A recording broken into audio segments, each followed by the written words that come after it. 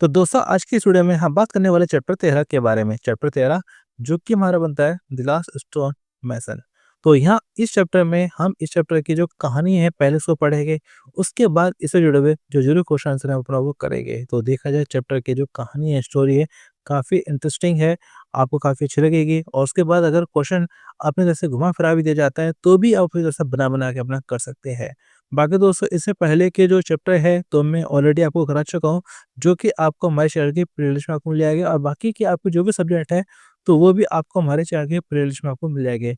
और एनएस में कोई भी अपडेट आता है तो उसकी जानकारी आपको सबसे पहले हमारे चैनल के माध्यम से ही पता चलती है। इससे जरूरी है कि आप हमारे चैनल को जरूर सब्सक्राइब करें और अपने दोस्त के साथ में जरूर शेयर करें ताकि उनकी भी हेल्प हो सके। तो चलो दोस्तों शुरू करते हैं। तो चलिए पहले जान लेते हैं कि हमारा अपना कहानी है क्या। तो यहाँ पे हमारा बताया जाता है the present story is the story of Muslim sculptor who carved statue of Hindu gods and goddesses। तो प्रोसेस कहानी एक मुस्लिम मूर्तिकार की कहानी है जिसने हिंदू देवताओं की प्रतिमा बनाई। It shows the feeling of a father whose son leave him in desperation। यह एक पिता की भावना को दर्शाता है जिसका बेटा उसे हताश होकर छोड़ देता है। The son was dissatisfied with the work of father who carved the statue of Hindu gods and goddess। पुत्र है जो पिता के इस काम से जो है असंतुष्ट है कि जो पिता अपना मूर्ति बनाते हैं भगवान की, हिंदू देवताओं की, इससे अपना वो नाखुश है। He was very poor। वह बहुत गरीब था। The boy threw the hammer and told his father that he was going। लड़के ने हथौड़ा फेंक दिया और अपने पिता से कहा कि वह जा रहा है। The old man replied with patience that it was not money only, it was the service to God। बूढ़े व्यक्ति ने धैर्यपूर्वक उत्तर दिया कि यह केवल पैसे की बात नहीं है, यह भगवान की सेवा है। The son suggested to his father to go to Agra, where they can make ashtray and plates for tourists and earn money। बेटे ने पिता को आगरा जाने का सुझाव दिया जहां वे पर्यटकों के लिए एस्ट्रे और प्लेट बना सकते हैं और पैसे कमा सकते हैं। The boy left in anger. लड़का गुस्से में चला गया। He left his father praying before the half finished idol of Radha and Krishna. अपने पिता को राधा और कृष्णा की आधी अधूरी मूर्ति के सामने प्रार्थना करते हुए छोड़ दिया। तो ये हमारा बनता है यहाँ तक की कहानी। तो आगे बढ़ते कहानी में। In the meantime came Salim with tea. इस बीच सलीम चाय लेकर आ गया।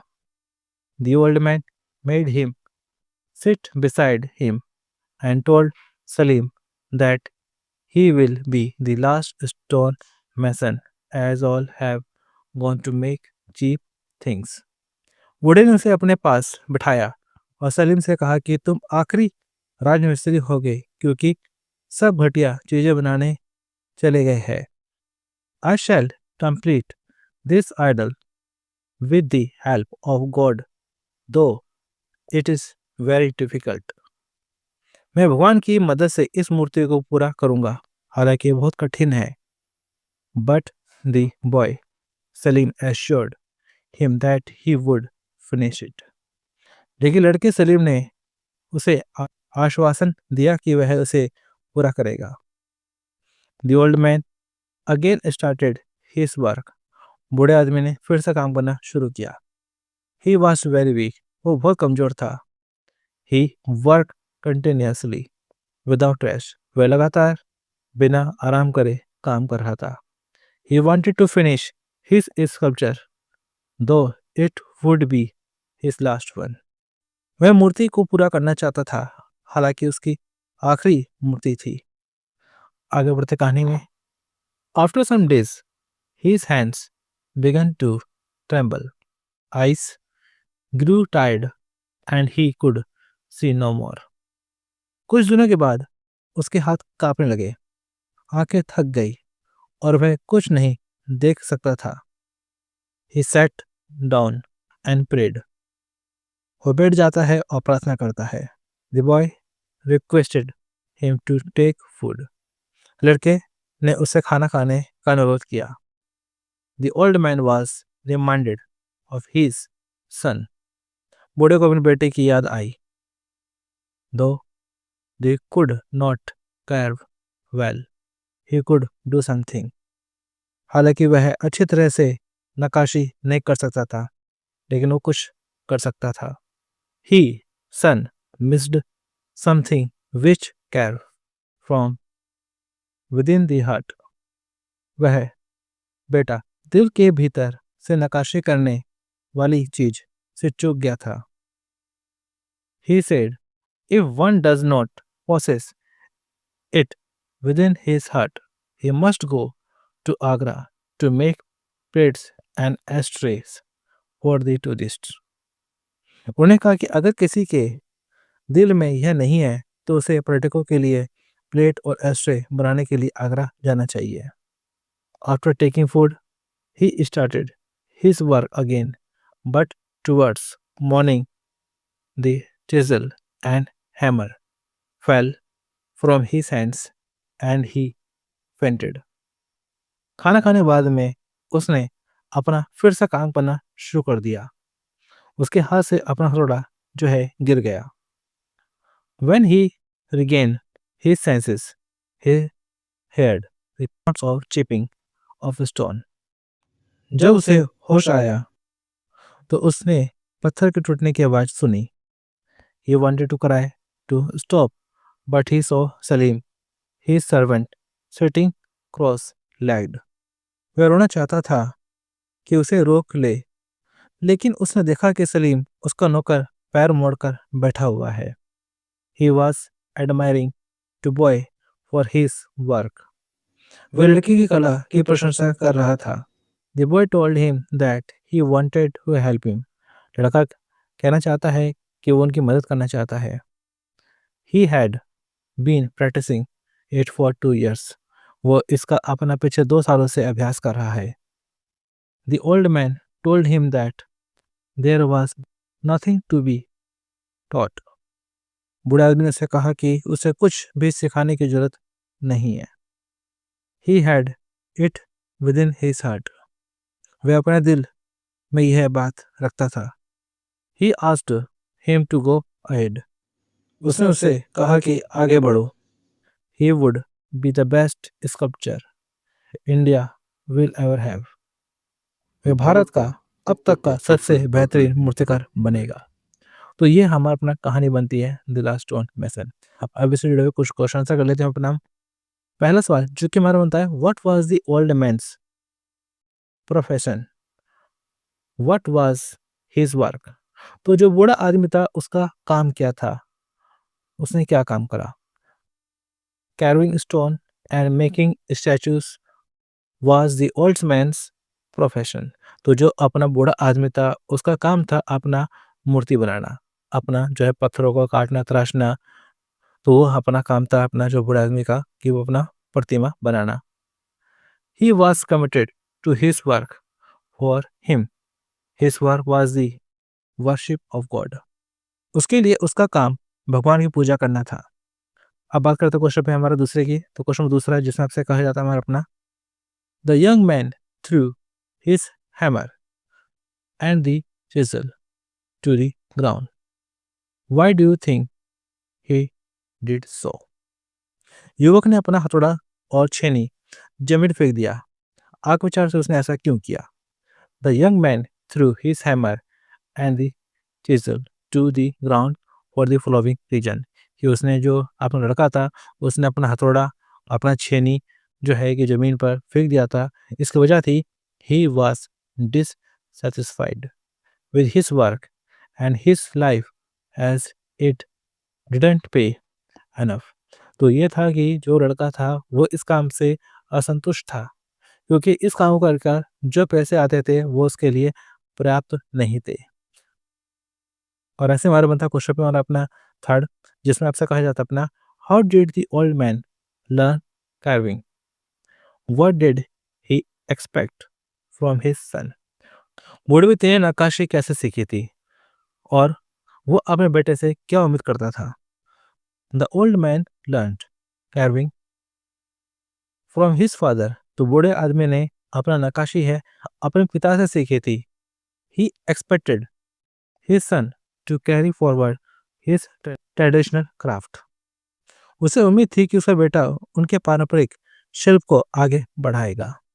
और ऐसे बात करते हैं क्वेश्चन में हमारा 4 की. क्वेश्चन 4 जिसे आपसे कहा जाता है हमारा अपना What was the young man's opinion about his father's work? कि जो लड़का था उसे अपने पिता के काम को लेकर क्या राय थी? Do you think he was right? क्या वो लगता है कि वो सही था? About his father's work, the young man's opinion was that it didn't fetch sufficient money. अपने पिता के काम के बारे में युवक की राय थी कि इसे पर्याप्त पैसा नहीं मिलता था. He was right because it was not a paying job.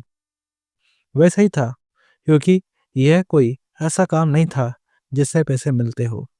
और ऐसे बात करते हैं क्वेश्चन पे हमारा अपना 5 की. क्वेश्चन 5 जिस हिसाब से कहा जाता है हमारा अपना What did Gopal suggest to his father? What was his father's response? तो गोपाल ने अपने पिता को क्या सजेस्ट किया और उसके पिता का क्या रिस्पॉन्स था? Gopal suggested that his father should shift to Agra and change his profession. तो गोपाल ये चाहता था कि उसके जो पिता है वो अपना जो है कि आगरा शिफ्ट हो जाए और अपना काम बदल दे. The old man's response was that it was service to God and that he wanted to keep the 100-year-old tradition and continue to do his work. बूढ़े व्यक्ति की प्रतिक्रिया थी कि यह ईश्वर की सेवा है और वह 100 साल पुरानी परंपरा को बनाए रखना चाहते हैं और अपना काम जारी रखना चाहते हैं. और ऐसे हमारे क्वेश्चन पे हमारा अपना 6 जिसमें कहा जाता है हमारा अपना हु वाज सलीम? ये सलीम कौन था? What was his relation with the old man? और बूढ़े व्यक्ति के साथ में उसका क्या रिश्ता था? Salim was a boy who worked in the stone masons house. Salim एक लड़का था जो राजमिस्त्री के घर में काम करता था. Served him T and took care of him. उसे चाय परोसता था, उसकी देखभाल करता था. He was a servant boy and the old man was his master. वह एक नौकर लड़का था और बूढ़ा व्यक्ति उसका मालिक था. और ऐसे बात करते क्वेश्चन नंबर 7 की. क्वेश्चन नंबर 7 जिसमें आपसे कहा जाता हमारा अपना what was the old man world about? बूढ़े व्यक्ति को किस बात की चिंता थी? The old man was world about how he would finish the statue all by himself.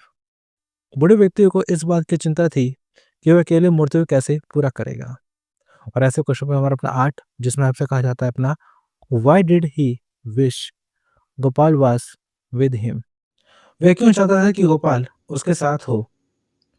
He was not good at carving the face and hands of statue.